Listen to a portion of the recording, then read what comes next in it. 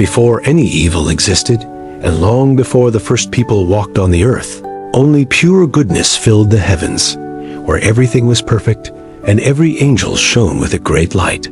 All the angels deeply respected their Father, the creator of everything.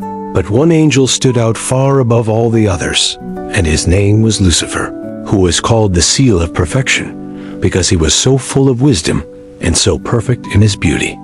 Lucifer was the smartest, the strongest, and the most honored angel in all of heaven, which made everyone look up to him with great admiration. He was God's most beautiful creation, and his special masterpiece, the very first being that God made with his own hands, and God was very happy with him, giving him more power than any other angel. Lucifer had the greatest mind of all, second only to God himself, but this perfection would not last forever, as a terrible wickedness was eventually found inside of him, and so he became the source of all evil and pain in the world.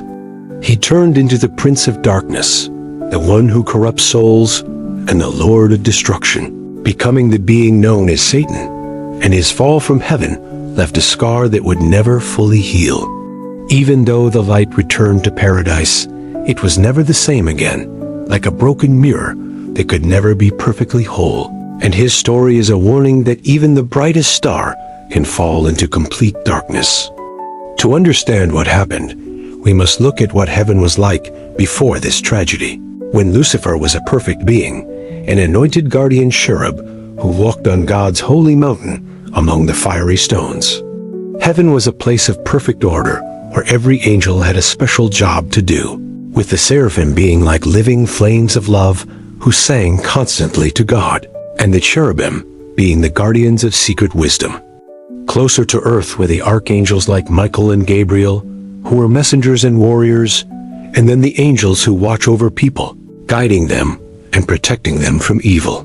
In this perfect system, God wanted to create something truly special, and so from his endless wisdom and love, he made Lucifer the morning star, who was not just beautiful, but also a great leader that the other angels happily followed.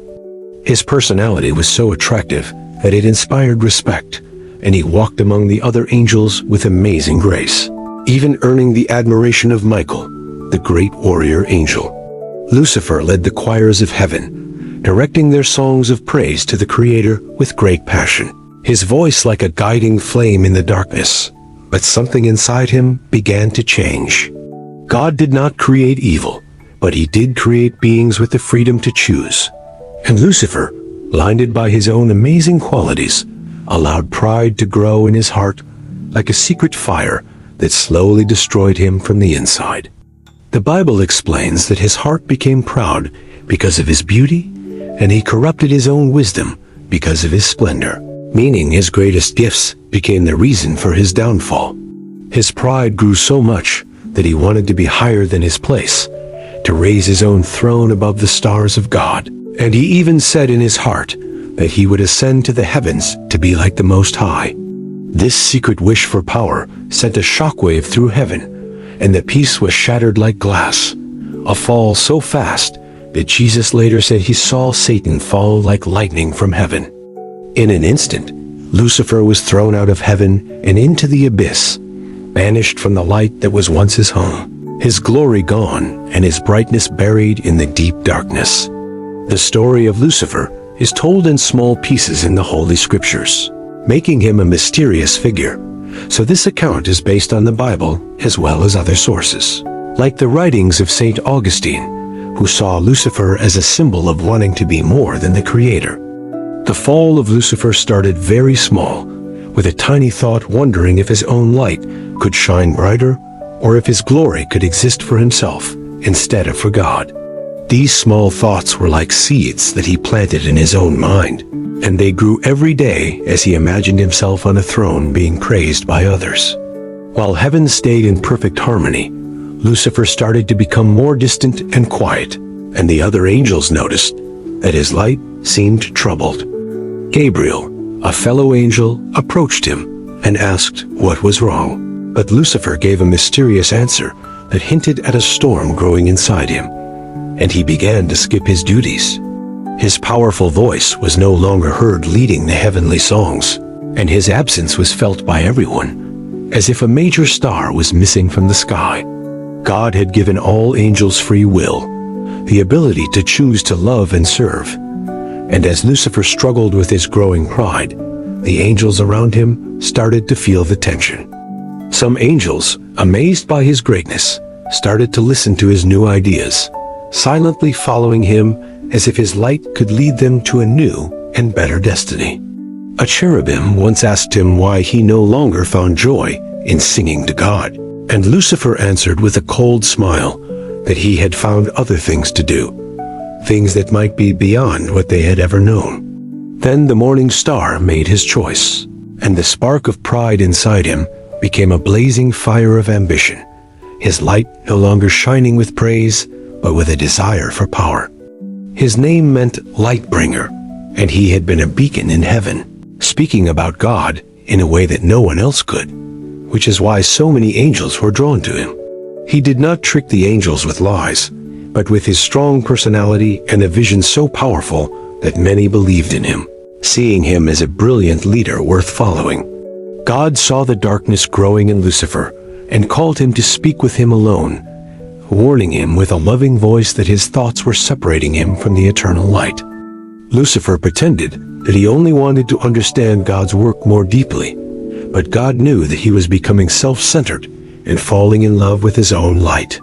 God gently reminded him that all light comes from a single source and begged him to turn back before it was too late, offering him a chance to grow in truth and become even greater together. But Lucifer felt insulted by the warning, as if God did not trust him, and he left with a formal bow, but with a growing distance in his heart. God called to him one more time, his voice full of pain, telling him that his light was turning into a shadow, but that there was still time to return. Yet Lucifer's heart had become too hard to listen. He had started to believe he deserved more, and God, respecting his free will, had to let him go, giving him a final warning that he was free to choose his own path. God was deeply sad because he knew he would lose his most beautiful creation, but he also knew that he had to respect Lucifer's choice, even if it led to his fall. The Creator knew a great test was coming for heaven, a revelation that would challenge every angel, and he tried to prepare Lucifer for it, urging him to be humble and obedient. Lucifer sincerely promised that he wanted to be loyal, and he truly meant it. But deep down the seed of pride was still growing, making him feel that he was special and unique among all the angels. This was just like the story of Adam and Eve in the garden, where the serpent tricked them into wanting to be like God, showing that the gift of free will is a vulnerable point for both angels and humans. The time of waiting was over, and God gathered all the angels for a great announcement, his presence filling heaven with a majestic light. He revealed his plan to create a material universe with stars and galaxies, and on a special planet called Earth, he would create beings in his own image, called humans. Then he shared the most mysterious part of his plan. He himself would become a human. His son would be born as Jesus Christ, and all the angels would have to worship him in this humble human form. Most angels were filled with joy at this incredible act of love. But God also revealed that humans would become corrupt and that he would have to die on a cross to save them. While the others celebrated, Lucifer stood completely still, the news hitting him like a physical blow, his mind unable to accept the idea of bowing down to a weak human form. He could not understand why he, the most perfect of all creations, was not chosen for this great honor, and this thought filled his heart with a bitter jealousy that killed all the love he once had for his Creator. As all the other angels knelt to accept God's plan, Lucifer remained standing, and in a cold, defiant voice, he said a single word that shook heaven: "No." He then turned to the other angels and began to speak with a powerful and convincing logic, arguing that God was asking them to do something absurd and humiliating. He planted seeds of doubt in their minds, suggesting that they were beings of pure light and should not have to bow down to something made of flesh and blood. Suddenly, a brave voice cried out with simple but powerful words, "Who is like God?" And it was the Archangel Michael, who was smaller in rank but shone with pure faith. Michael's question cut through all of Lucifer's arguments, reminding every angel that no one could ever be equal to the Creator, not even the brightest morning star. Michael then confronted Lucifer directly, telling him that his pride had turned his light into a shadow, and that he had forgotten his place, a truth so painful that Lucifer turned away in shame and rage. He began to gather followers, not with anger, but by speaking of freedom and dignity, promising them a future where they would not have to bow to anyone else. The most beautiful and wisest angels, creatures of stunning perfection, began to join his rebel army, their own light starting to dim as they followed him. The final battle in heaven was a terrible war between brothers, a clash of light against shadow, with Michael leading the faithful angels against Lucifer's much larger and more powerful army. The faithful angels fought with a quiet strength that came from their love for God, their determination fueled by a divine power that protected them. Michael, full of humility and courage, shouted his battle cry, "Who is like God?" And his faith gave him the strength to face the enraged Lucifer. In the end, good triumphed over evil, not because of greater force, but because the truth of God's love is a light that no darkness can ever put out. With a final command from Michael, Lucifer, and his followers, a third of all the angels in heaven were defeated and thrown out of paradise, their light extinguished as they fell into the abyss. Lucifer, now called Satan, found himself in a place of chaos and darkness, completely cut off from the divine presence, and his hatred turned into a new mission, to destroy the creation he could no longer be a part of. His first act was to go to the Garden of Eden and tempt Adam and Eve, tricking them with the same promise of becoming like God that had caused his own fall, and in doing so, he brought sin and suffering into the human world. Satan's influence continued throughout history, as seen when he tempted Jesus in the desert, offering him all the kingdoms of the world if he would only worship him. But Jesus resisted every temptation with his unwavering faith. In the book of Job, Satan challenged God, claiming that Job was only faithful because he was blessed. But Job remained loyal even through terrible suffering, proving that true faith is stronger than any hardship. The final book of the Bible, Revelation, describes Satan's ultimate fate as the great dragon who fights one last battle against the forces of good. This epic battle is a continuation of the war that began in heaven, but this time it ends with Satan's final and complete defeat. He is captured and thrown into a lake of burning sulfur, a place of eternal punishment where he can no longer harm or influence humanity ever again. This final victory shows that even though evil may seem powerful, its time is limited, and God's love and justice will always win in the end. The story of Lucifer's fall is a reminder that pride can destroy even the most beautiful of creations. But it is also a message of hope that good will always triumph over evil. His rebellion, which began with a single thought, led to a war in heaven and an ongoing battle on earth. But his final destiny is already sealed. The light of faith, hope, and love are the weapons that protect humanity from his influence. And the question Michael asked in heaven continues to echo through time. Who is like God? This eternal truth is the foundation of all goodness and the ultimate answer to the darkness that once tried to conquer heaven. The fall of the morning star serves as an eternal lesson that true greatness is found not in personal glory, but in humble service and love for the Creator of all that exists. The echoes of this cosmic battle still resonate through all of creation, reminding us that the choice between pride and humility faces every soul. Heaven's perfect harmony was restored, but the memory of what was lost serves as a testament to the precious nature of free will and the responsibility that comes with it. The angels who remained faithful were strengthened by their experience, their loyalty proven through the greatest test they would ever face. Michael's simple question became more than words. it became the rallying cry of all who choose light over darkness.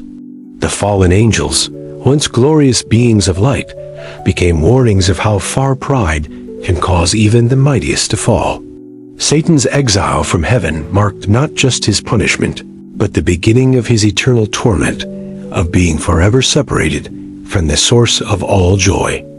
His attempts to corrupt humanity became his way of striking back at the God who had cast him out, but each failure only increased his rage.